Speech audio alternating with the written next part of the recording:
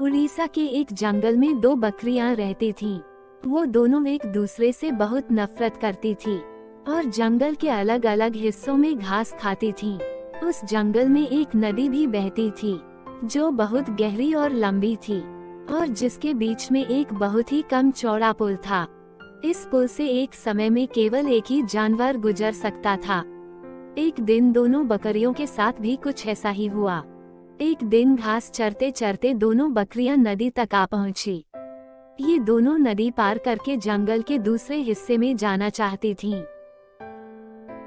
परंतु पहले कौन जाए इस बात पर दोनों में एक शर्त लगी कि जो भी पहले उस किनारे जाएगा उसको चरने का ज्यादा क्षेत्र दिया जाएगा। परंतु दोनों यह भूल गई कि पुल संकरा है। अब एक ही समय पर दोनों बकरियां नदी के पुल पर थीं।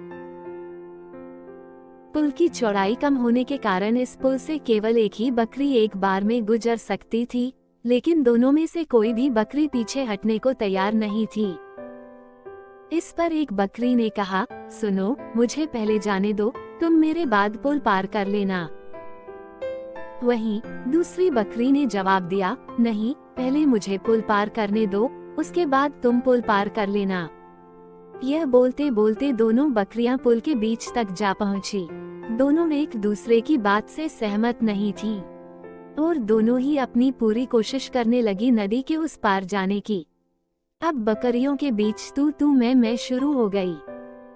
पहली बकरी ने कहा, पहले पुल पर मैं आई थी और इसलिए पहले मैं पुल को पार करूंगी।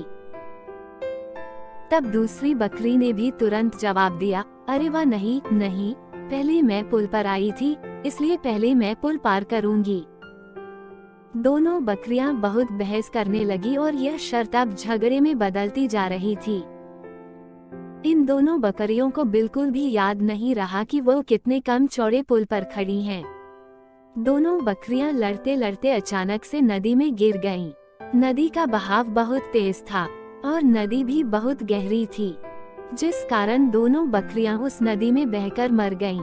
कहानी से सीख, झगड़े से कभी किसी समस्या का हल नहीं निकलता, उल्टा इससे सभी का नुकसान होता है। इसलिए ऐसी अवस्था में शांत दिमाग से काम लेना चाहिए।